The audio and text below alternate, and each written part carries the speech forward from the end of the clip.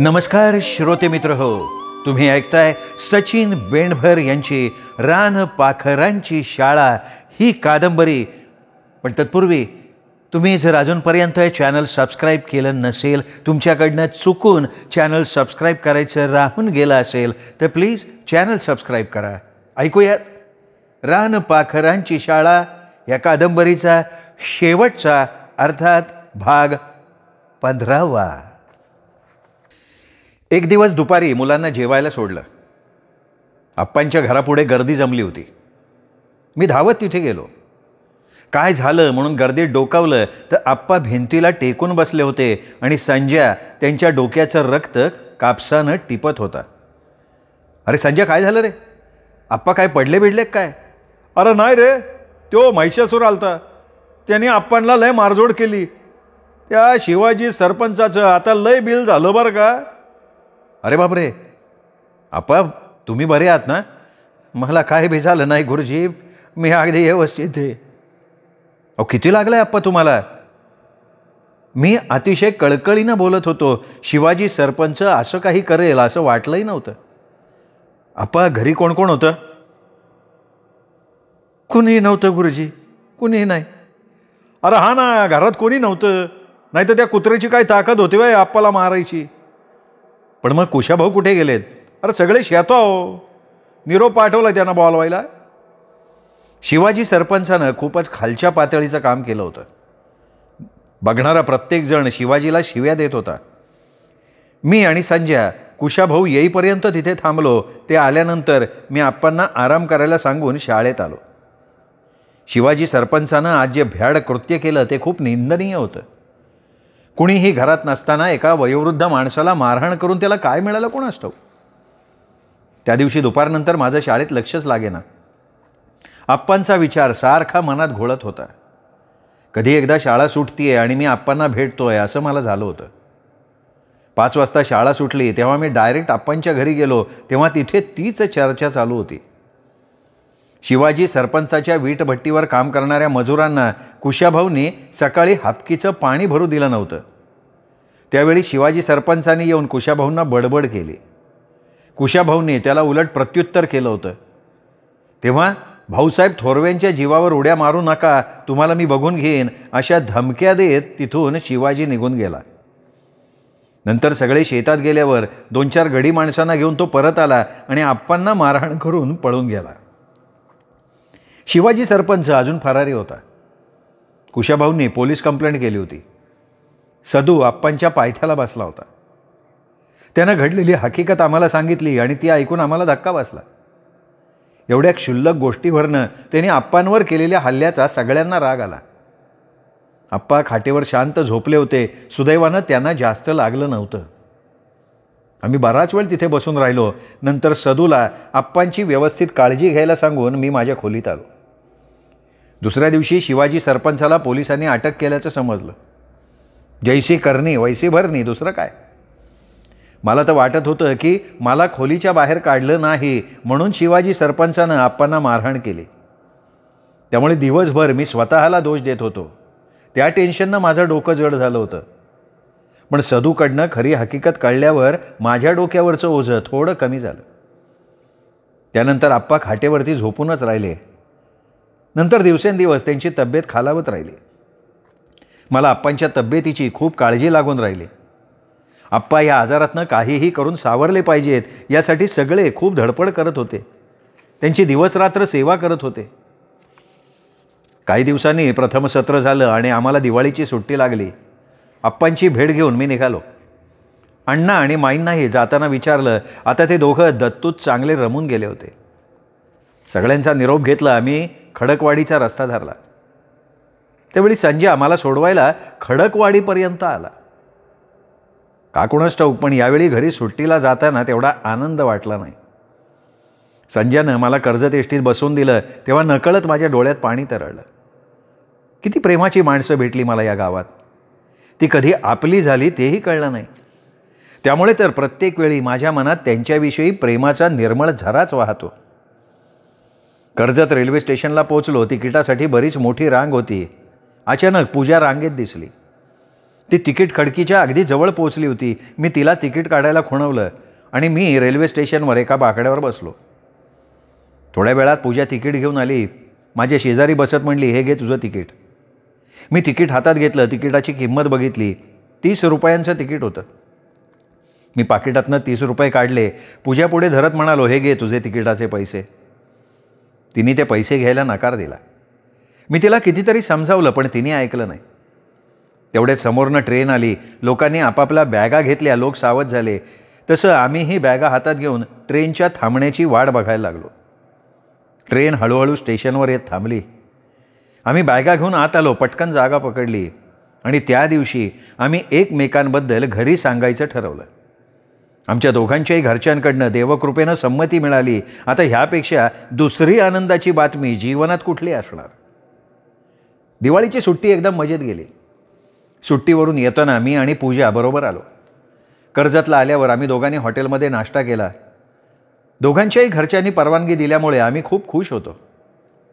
नंतर तिचा निरोप घेतला आणि मी भोपळेवाडीत आलो. भोपळेवाडीत आल्यानंतर पहिल्यांदा आप्पांची भेट घेतली.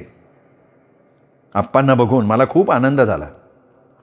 आप्पा आता पहिल्यासारखे चांगले हिंडायला फिरायला लागले. त्यांची तब्येत चांगली झाली होती.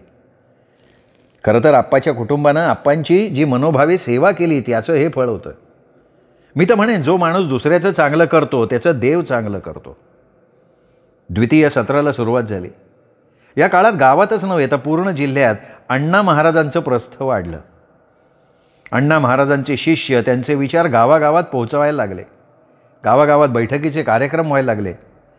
या बैठकीला बाया माणसांचा उदंड प्रतिसाद मिळत होता. का कोणास ठाऊक, पण बैठकीचा कार्यक्रम म्हटला तर लोक कामधाम सोडून कार्यक्रमाला जायचे. मी अद्याप अशा कुठल्याही कार्यक्रमाला गेलो नव्हतो.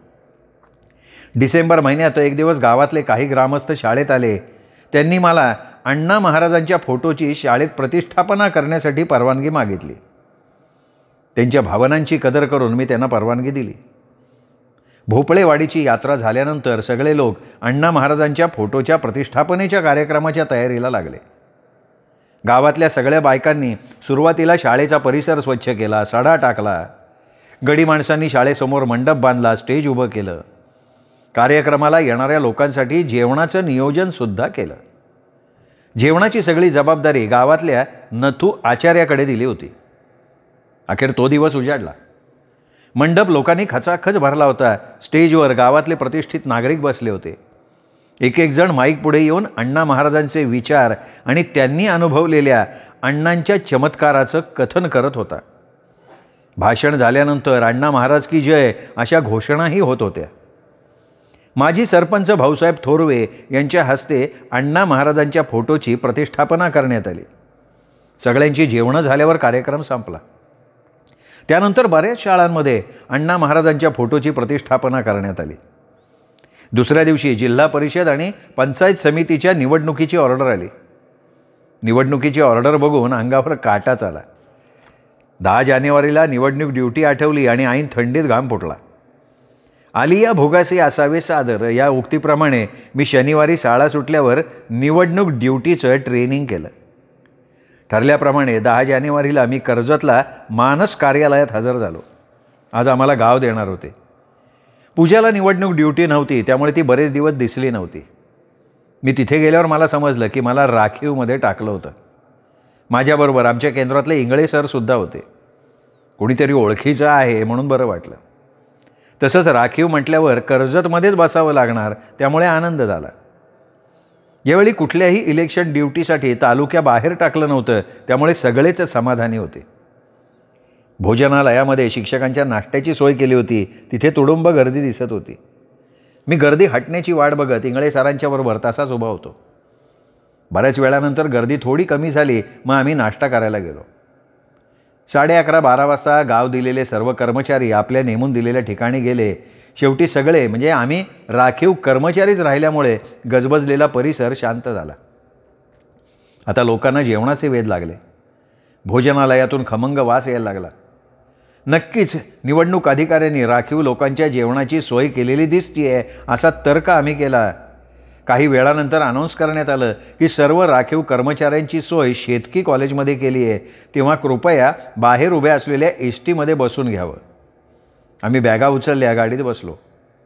शेतकी कॉलेज आल्यावर कळलं की इथे जेवायचीच काय, पाणी प्यायची सुद्धा सोय नाही. मग ते जेवण, अच्छा, म्हणजे ते जेवण फक्त निवडणूक अधिकाऱ्यांसाठी होतं. सगळा प्रकार आमच्या लक्षात आला. तिथे आम्हाला सह्याही करायला सांगितल्या. सह्या झाल्यावर बाहेरून जेवण करून परत याच ठिकाणी जमायला सांगितलं. आम्ही निराश मुद्रेनं तिथनं बाहेर आलो. तांदळातनं खडा बाजूला फेकावा तसं त्यांनी आम्हाला अलगद बाजूला फेकलं होतं. आम्ही बाहेर जाऊन जेवण केलं. तासाभरानं परत त्याच ठिकाणी उपस्थित झालो. लोक गटागटानं गप्पा मारत बसले. तसा आम्ही सुद्धा एक कोपरा धरला. 5 वाजेपर्यंत तिथे टाईमपास केला. दुसऱ्या दिवशी सकाळी 7 वाजता उपस्थित राहा असं सांगून साहेबांनी आम्हाला घरी सोडलं. त्या दिवशी मी कर्जतला संध्याच्या रूमवर राहिलो. त्याला इलेक्शन ड्युटी नव्हती, त्यामुळे तो तिथेच होता. ठरल्याप्रमाणे सकाळी 7 वाजता आम्ही शेतकी कॉलेजमध्ये उपस्थित राहिलो. प्रत्येकाने आपापल्या नावापुढे सह्या केल्या. मीही सही केली. सगळे आपल्याला निवडणूक ड्युटी मिळू नये म्हणून प्रार्थना करत होते. काही हुशार लोकांनी उशिरा येऊन सह्या केल्या. त्यांच्या अंदाजानुसार उचललं तर वरचे लोक उचलतील. उशिरा सही करून त्यांनी लांबचा कोपरा धरला. साधारणतः 8:30 वाजता साहेबांनी 2 आणि 3च्या कर्मचाऱ्यांना घरी जायला सांगितलं, पण कुणीही जागचं हालेना, कारण साहेबांनी निवडणुकीचा भत्ता दिला नव्हता. मग गर्दीतनं कोणीतरी हळूच विचारलं, सर आमचा भत्ता?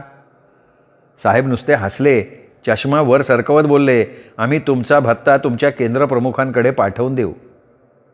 पण कुणीही जागचं हालेना. कुणालाही केंद्रात भत्ता मिळेल याच्यावर विश्वास नव्हता. मग प्रत्येकजण खात्री करण्यासाठी साहेबांना विचारायला लागला. आपल्याला भत्ता पोहोच होईल असं साहेबांनी खात्रीपूर्वक सांगितलं, पण कुणीही भत्ता घेतल्याशिवाय हालायला तयार नव्हतं. शेवटी साहेब चिडले आणि म्हणाले, हे बघा, 2 आणि 3 नंबरच्या अधिकाऱ्यांनी असं इथे थांबू नका. थांबायचं असेल तर बाहेर थांबा. इथे तुम्हाला थांबायची परवानगी नाही. साहेबांनी सरळ सरळ आमची हकालपट्टी केली. आम्ही बॅगा घेतल्या, खाली आलो. दुपारपर्यंत तिथेच थांबलो बाहेर. मग आम्हा सर्वांना शेतकी कॉलेजमधनं पुन्हा मानसिक कार्यालयात आणलं. आगीतून उठून फुफाट्यात पडावं तशी स्थिती झाली. तिथे तर आमच्याकडे लक्ष द्यायला कोणाला वेळच नव्हता. जो तो आपल्याच नादात. आम्ही सगळे भोजनालयात बसलो. 5 वाजेपर्यंत तिथे बसून होतो. कुणीही आमच्याकडे लक्ष दिलं नाही. तेव्हा आपण सगळ्यांनी वरच्या अधिकाऱ्यांकडे जायचं असं सर्वानुमते ठरवून आम्ही मोठ्या साहेबांकडे गेलो. साहेबांनी आमचं बोलणं ऐकलं. मोठ्याने ओरडले, गवळी, ह्या सगळ्यांना नोटीस काढा, यांच्यावर कलमाद्वारे कठोर कार्यवाही करा, पण त्याआधी ह्या सगळ्यांचं शूटिंग काढून घ्या. गवळी धावत साहेबांजवळ आले. साहेबांचा तो रुद्रावतार बघून आमची गाळण उडाली. आम्ही बॅगा घेतल्या आणि कसे बसे तिथनं सटकलो. भीक नको पण कुत्रं आवर अशी आमची गत झाली. त्या अधिकाऱ्यांनी केवळ आमचा वापर करून घेतला, दुसरं काय. आयुष्यात काहीही झालं तरी चालेल, पण शिक्षकाची नोकरी नको रे बाबा. बराच वेळ आम्ही तसेच बाहेर थांबलो. 1-2 तासानं साहेबांनी आम्हाला भत्ता आणून दिला. 26 जानेवारीचा कार्यक्रम आटोपला. यावर्षी शाळेत गॅदरिंगचा कार्यक्रम घेतला होता. मुलांच्या कार्यक्रमाला बक्षिसांचे वर्षाव झाले. जवळजवळ 5,000 रुपये जमा झाले. कार्यक्रमाला खडे सर आवर्जून उपस्थित होते. त्यांनी मुलांचं कौतुक केलं, बक्षीससुद्धा दिलं. एक दिवस असाच मी अध्यापनात मग्न असताना पोस्टमन आला. माझ्या हातात लिफाफा ठेवून गेला. कसला कागद म्हणून मी कुतूहलानं बघितलं आणि जागेवर उडालो. मला जिल्हा सत्र न्यायालयातून नोटीस आली होती. 15 फेब्रुवारीला मला कोर्टात हजर राहायचा आदेश होता. सोबत छाया लक्ष्मण माने या मुलीचा दाखलाही आणायला सांगितला होता. मग हळूहळू सगळा प्रकार माझ्या लक्षात यायला लागला. गावातल्या सातपुत्यांच्या परशानं मानेंच्या छायडीला 2 वर्षापूर्वी पळवून नेलं होतं. छायडी 17 वर्षाची असल्यामुळे छायडीच्या बापानं पोरगी पळवून नेल्याची तक्रार परशावर केली होती. त्यावेळी छायडीच्या बापानं खोटं कारण सांगून माझ्याकडून छायडीचा दाखला घेतला होता. छायडी स्वतःहून परशाबरोबर गेली होती, पण वय कमी असल्यामुळे ती कायद्यात अडकली होती. छायडीच्या बापानं मी दिलेल्या दाखल्याचा वापर अशा पद्धतीनं केला होता. ती केस कोर्टात अजून तशीच चालू होती आणि आता कोर्टानं प्रत्यक्ष मला नोटीस पाठवून बोलवलं होतं. नोटीस पाहून माझ्या गोट्याच कपाळात गेल्या. कोर्टाची पायरी शहाण्यानं चढू नये अशी जुनी लोकं म्हणायची, ते आठवायला लागलं. आयुष्यात पहिल्यांदा आम्ही कोर्टात चाललो होतो. आपल्या हातून दाखला देण्याच्या बाबतीत चूक नाही ना झाली अशी शंका माझ्या मनात चुकचुकत होती. मी जावक फाईल चाळली, पण दाखल्याची एकही कॉपी सापडली नाही. जावक रजिस्टर बघितलं, त्यातही दाखला दिल्याची नोंद सापडली नाही. आता मात्र मला घाम फुटला. चुकून तारीख उलटपालट झाली असेल तर माझं काही खरं नव्हतं. मी जुनं दाखल्याचं रजिस्टर शोधलं, त्यात नेमका छायाचा दाखला सापडला. देवकृपेनं मी दिलेला दाखला या दाखल्याशी जोडला तर बरं होईल. वाचव रे देवा मला. मी विनवण्या करत होतो देवाला. तसा मला विश्वास होता की मी दाखल्यात चूक केलेली नाही. मग कोर्टाची नोटीस का आली? माझ्या मनात नाही त्या शंका यायला लागल्या. रात्री झोपही लागली नाही. शेवटी 15 तारखेला तो दाखला आणि जनरल रजिस्टर घेऊन कोर्टात हजर झालो. एक एक क्षण कसा जात होता याचं वर्णन मी नाही करू शकत. एकदाचं माझं नाव पुकारलं गेलं, मनोज शिंदे हाजीर हो. माझ्या हृदयाची धडधड वाढायला लागली. मी पुढे गेलो. वकिलांनी मला गीतेवर हात ठेवून शपथ घ्यायला सांगितलं. मी गीतेवर हात ठेवला, म्हणालो मी जे काही सांगेन ते खरं सांगेन. मग वकिलांनी प्रश्नांचे बाण माझ्यावर सोडले. तुमचं नाव? मनोज शिंदे. काय करता? शिक्षक आहे. किती वर्ष झाली? 3 वर्ष होतील. मग वकील साहेबांनी माझ्या पुढे दाखला धरून विचारलं, हा दाखला तुम्ही दिला? मी दाखला हातात घेतला. त्यावर हस्ताक्षर माझं होतं, सही माझीच होती. मी हो म्हणालो. हा खरा आहे आणि याच्यासाठी काही पुरावा आहे का तुमच्याकडे? आहे, माझ्याजवळ जुना दाखला आहे, हा बघा. मी वकील साहेबांच्या हातात दाखला दिला. त्यांनी बारकाईनं बघितला. मग न्यायाधीशांच्या पुढे ठेवला. न्यायाधीशांनी तो दाखला बघितला. मी वकील साहेबांना जनरल रजिस्टर दाखवलं. ते बघितल्यावर त्यांची खात्री पटली. ते रजिस्टरही त्यांनी न्यायाधीशांच्याकडे दिलं. न्यायाधीशांनी ते सुद्धा व्यवस्थित बघितलं. देवकृपेनं दोन्ही तारखा जोडल्या. मी दिलेला दाखला आणि जुना दाखला यांच्या तारखा जोडल्या होत्या. त्या जनरल रजिस्टर बघितल्यावर त्यांची खात्री पटली. मग रजिस्टर आणि दाखला माझ्याकडे देत ते म्हणाले, सर तुम्ही जाऊ शकता. माझ्या आनंदाला पारावार उरला नाही. मी डायरेक्ट कोर्टाच्या बाहेर आलो. त्यावेळी आतनं आवाज आला, सगळे पुरावे बघता हे कोर्ट या निर्णयापर्यंत आलंय की. मी माझे कान गच्च मिटून घेतले. अशा गोष्टींपासून 4 हात लांब राहिलेलं बरं, खरं आहे का नाही? शनिवारी पगार घेतल्यावर संध्या तिथेच भेटला बँकेत. त्यांनी रूमवर येण्यासाठी आग्रह केला. त्याच्या आग्रहासाठी मी गेलो. संध्यानी सेकंड हँड TV घेतला होता. चला काहीतरी टाईमपास होईल म्हणून मी TV चालू करून बातम्या लावला. तेव्हा झीत 24 तासवर आलेली ब्रेकिंग न्यूज बघून आम्ही जागेवर उडालो.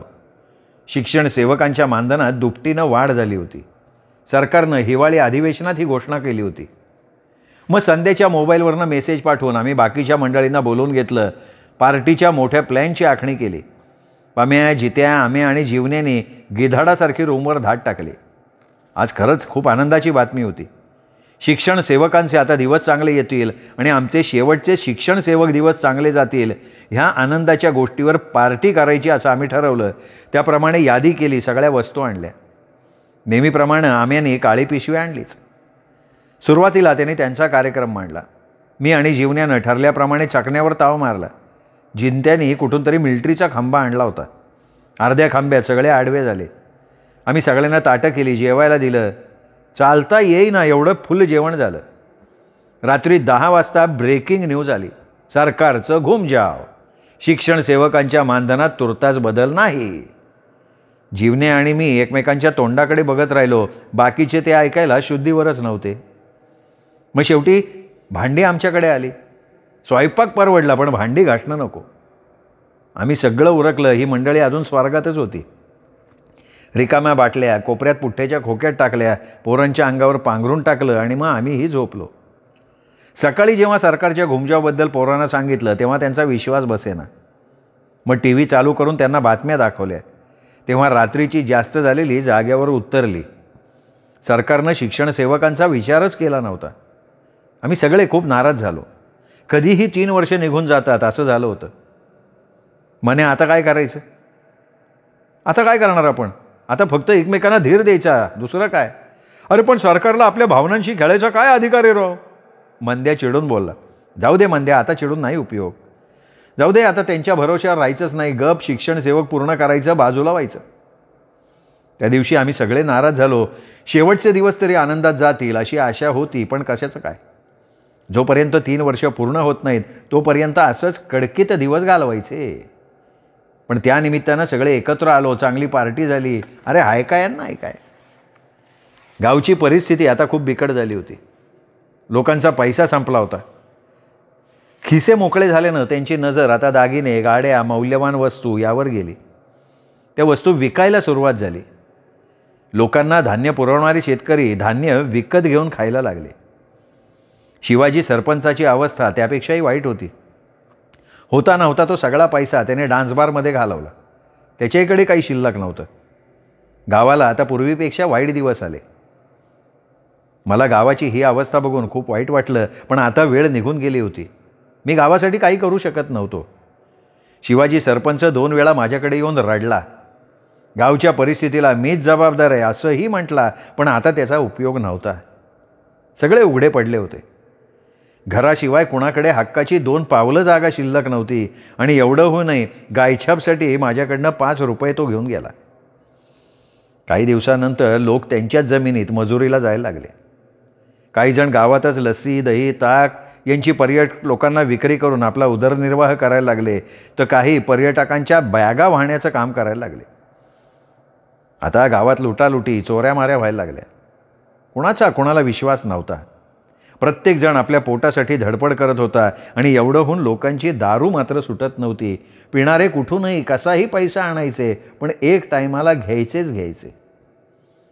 मुलांची परीक्षा झाली, पेपर चेक केले, रिझल्ट लावला. 8 मेला विद्यार्थ्यांच्या हातात निकाल दिला. माझं शिक्षण सेवक पूर्ण झालं, पण त्याचा आनंद नाही झाला. कारण शेवटपर्यंत आमचा पगार वाढलाच नाही. सरकारनं 3 वर्षे आम्हाला खेळवलं. शेवटी शिक्षण सेवकांची मानसिकता लक्षात घेऊन सरकारनं जूनपासून पगारवाढ जाहीर केली. शिक्षण सेवक हा बोचक वाटणारा शब्द काढून टाकला. त्याऐवजी सहाय्यक शिक्षक असं गोंडस नाव दिलं. पण आता मला त्याचा काही उपयोग नव्हता, कारण माझा शिक्षण सेवकाचा कालखंड संपला होता. मी बॅग घेऊन सुट्टीसाठी घरी निघालो. आप्पा, कुशाभाऊ, अण्णा, माई, संजय, अंजी, अंजीची आई, दत्तू सगळे मला सोडवायला बाहेर थांबले. मी सगळ्यांचा निरोप घेतला. एकदा डोळे भरून शाळा बघितली आणि निघालो. संजय आणि दत्तू दोघेही मला सोडवायला खडकवाडीपर्यंत आले. दत्तूमध्ये मला नेहमी बाळूच दिसतो. याच कारणानं मी त्याला खडकवाडीपर्यंत येण्यासाठी कुठलाही विरोध केला नाही. अर्धा किलोमीटर चालत गेल्यावर एकवार मागे वळून बघितलं. आज का कुणास ठाऊक मला गावाला सोडून जावं असं वाटतच नव्हतं.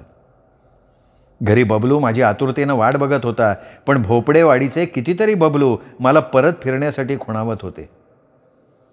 मला वाडीला सोडून जाताना चुकल्यासारखं वाटत होतं, कारण काही केलं तरी या गावाशी माझा ऋणानुबंध होता. खडकवाडी स्टॉपवरून संजय आणि दत्तूचा निरोप घेऊन मी एसटीत बसलो. कर्जतला अचानक पूजा भेटली. तिने स्टेशनवर दोघांचंही तिकीट काढलं. तेवढ्या ट्रेनची अनाऊन्समेंट झाली. ट्रेन येईपर्यंत आम्ही गप्पा मारत बाकड्यावर बसलो. तिचं सहज लक्ष माझ्या डायरीकडे गेलं. तिने त्याबद्दल मला विचारलं सुद्धा, तेव्हा मुद्दाम विषय बदलला मी. अगदी वेळेत सह्याद्री एक्सप्रेस स्टेशनवर आली. आम्ही दोघांनी बॅगा उचलल्या आणि आमच्या प्रवासाला सुरुवात झाली. ट्रेनच्या आणि जीवनाच्या सुद्धा. पुणे स्टेशन आलं. माझी डायरी वाचून पूर्ण झाली. खरंच मनोज शिंदे हाडाचा शिक्षक होता. भोपळेवाडीसाठी त्यांनी कितीतरी केलं.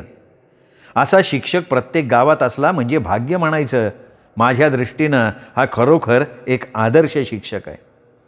आता या डायरीचं मी करू काय, यावर त्यांचं नाव, पत्ता आहे. मनात आलं त्यांच्या पत्त्यावर पोस्ट करू, पण क्षणात विचार बदलला.